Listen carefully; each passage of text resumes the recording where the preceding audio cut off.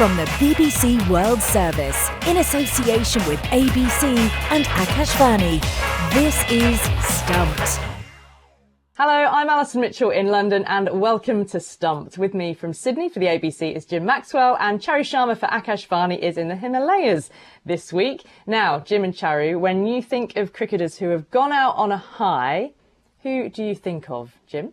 I've got a lot of players, but I'll throw Clive Lloyd in. He was 40 when he played his last test at the SCG in 1984-5, and he made over 50. He thumped the ball everywhere and then got out to rapturous applause when he was caught down at long off from the leg spinner Bob Holland. And the way he was batting, you would have thought he's got another 10 years, but that was it.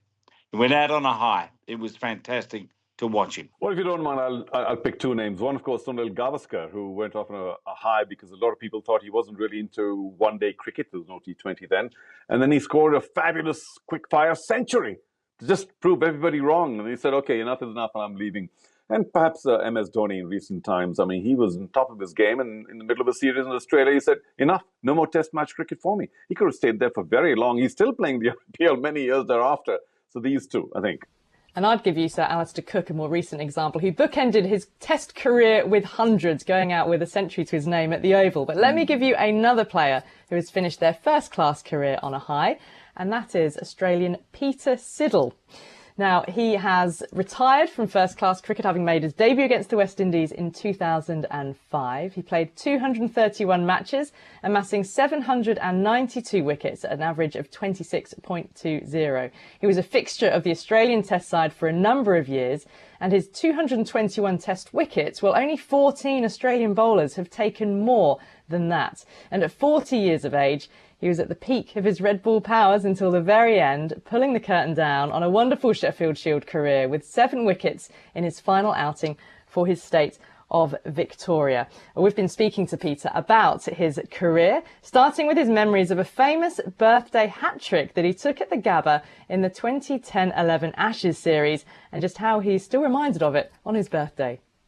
Yeah, I still think about it, but I think everyone else around me thinks about it more. I still to the day get sent plenty of videos of it and links to watch it again, and it does brings back some very fond memories. I think, like you said, when I was still playing, I probably didn't really look at it as much as I probably do now, reflecting back on my career and looking back on that day. And I guess it's starting to get a little bit emotional with the fact that after the Olympics, it's going to get demolished, and there'll be Gabba, no Gabba no more. So I think then it'll probably be a bit sad when that happens. Yeah, I was going to say that to you. So it's Cook Pryor Broad as your hat-trick moment, but yeah, I mean, overall with the Gabba going, I mean, do you sort of support that as a whole, even though there's some emotion there? What's your feeling on it? I don't have that big a deal. I guess not being from Queensland, it's, if it was MCG getting knocked down, I'd probably be shattered. But I think more just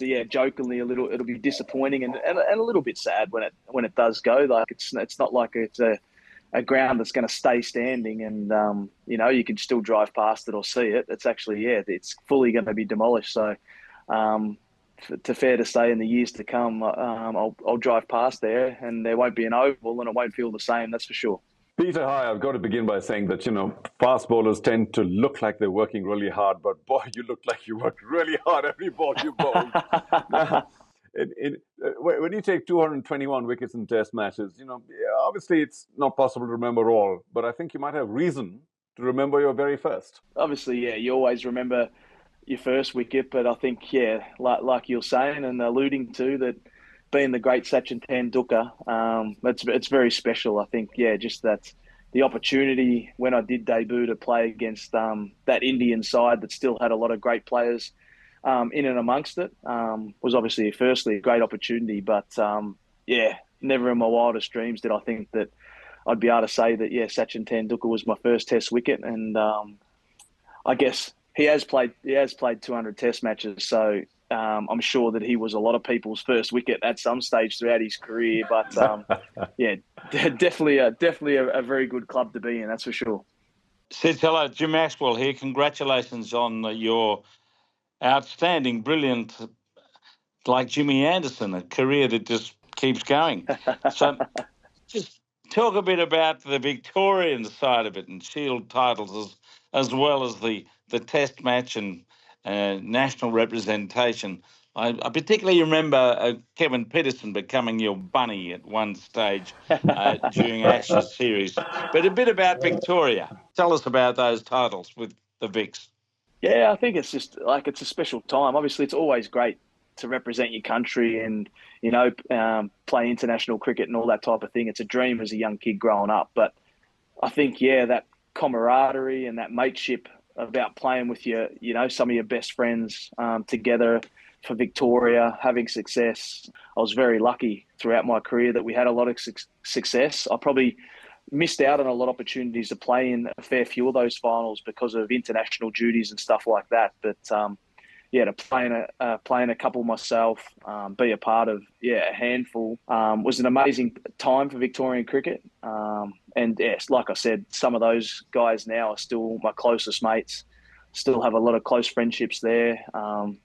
Like you alluded to a little bit earlier, I'm a lot older, so a lot of them retired a long time ago. But it's been an amazing journey. Half my life has been spent playing cricket predominantly for Victoria. So they've given me everything. They gave me all the opportunities to obviously get to where I have. And I owe a lot to them, the coaches, everyone involved. Obviously helped me along throughout my journey.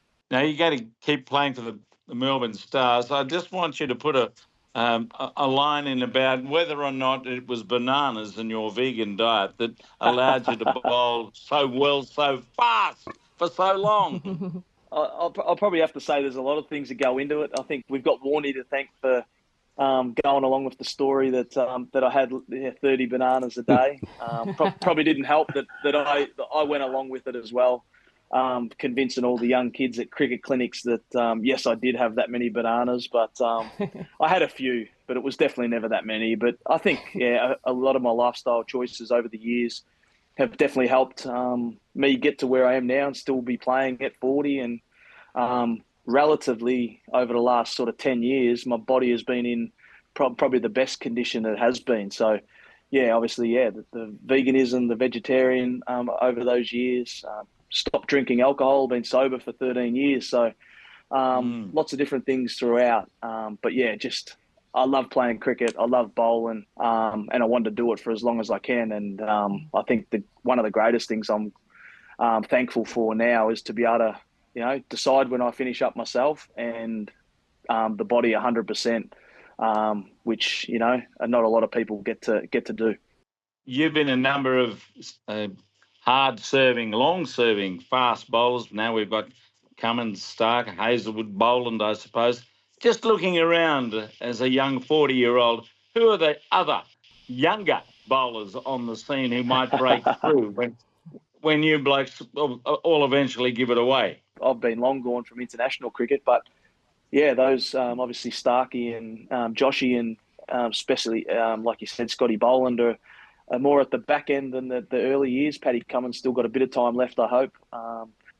He's doing a great job. But, there's going to be a bit of a change in the next 12 months, 24 months, who knows. But, there is going to be some change. And I think there's a lot of excitement around the country. I guess the Shield final currently is probably one of the better ones, and seeing young Callum Vidler running in and bowling fast and being successful, which is exciting to see. You got, obviously my teammate Fergus O'Neill.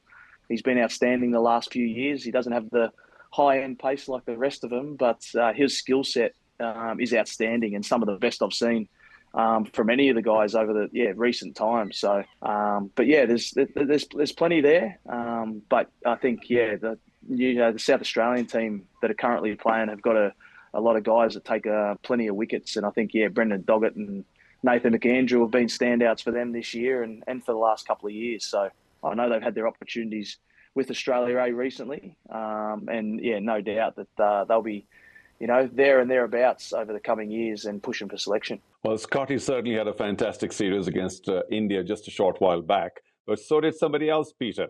Jasprit Bumrah, man of the series, 32 wickets at 13 apiece. Brilliant, we thought. What are your thoughts on him? And of course, if I can extend that too, if not the best, then let's say the top 3 bowlers, fast bowlers, that you would pick for having performed really well in Australia during your time? Yeah, for sure. I think it doesn't matter who you ask that question to. I think they're going to be high praise for him. But obviously love seeing him at the Test level go about his work and what he does out in the middle. But I just think his skill set across all formats. He's successful in all conditions around the world. And I loved watching him bowl in that last series. I think, he handled the captaincy well.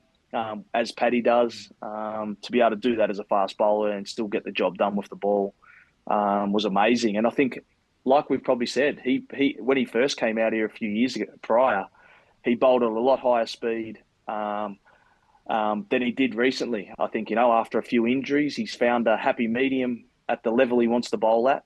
He can probably control the intensity a lot better than he did when he was a little younger. But I think, like we saw, his skill set, swing, seam, how to build pressure. But when the team needed him to take a wicket, he stood up and got the job done. And I think it backs up a little bit. Yes, he does still bowl quite high end, but more often than not, he was just bowling good line and length. He was consistent. He built pressure at that sort of high 130, low 140 sort of level, rather than the high 140s that he probably did when he was a little bit younger. So, outstanding bowler.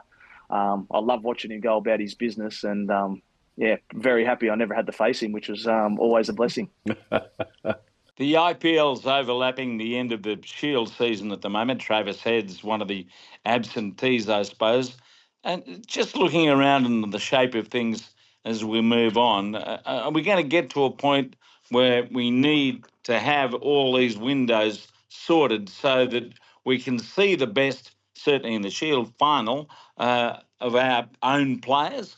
There seems to be an issue burning in the game between bilateral cricket and T20 leagues.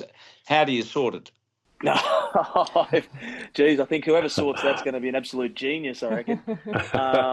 It's a tough one, isn't it? Especially if you look at the 2 countries most affected by this is obviously Australia finishing their season and then England starting their season. So they're the 2 countries that are probably affected the most out of any. It plays a big part. Ours is probably more in the side of everyone because it's our Shield final, isn't it? It's if you make the Shield final, you're missing that to go play the IPL. Whereas I suppose at least if England, it's the start of the summer, you can get away missing a few games here and there. So it's a hard one. Obviously, like you guys are going to discuss later on, and it gets discussed a lot, is obviously the BCCI and Indian cricket bring a lot into the international game. So it's going to be a hard one to change. But I think for Australia, for example, we have to maybe find a way where we can, potentially get it done a little bit sooner. I know the schedule's packed anyway, but to maybe, have those big name players here, because, it would have been great to see. Obviously, it's great seeing Alex Carey back there playing and doing well for South Australia. But, it would have been great to see Heady, who's been a long time captain of that state, played there since a young age. It would have been great to see him involved in this final for a team that, hasn't had the success in a long time. Would have been great to see him playing a part. Well, Peter, thank you so much for being with us on Stumped. Great to speak to you, and congratulations on your career. That's Peter Siddle, former Australia fast bowler, who is retired now from first-class cricket. Well, that's all we've got time for on this week's Stumped. My thanks to Charu Sharma, to Jim Maxwell, and to all of you, and we'll see you again next time. Bye-bye.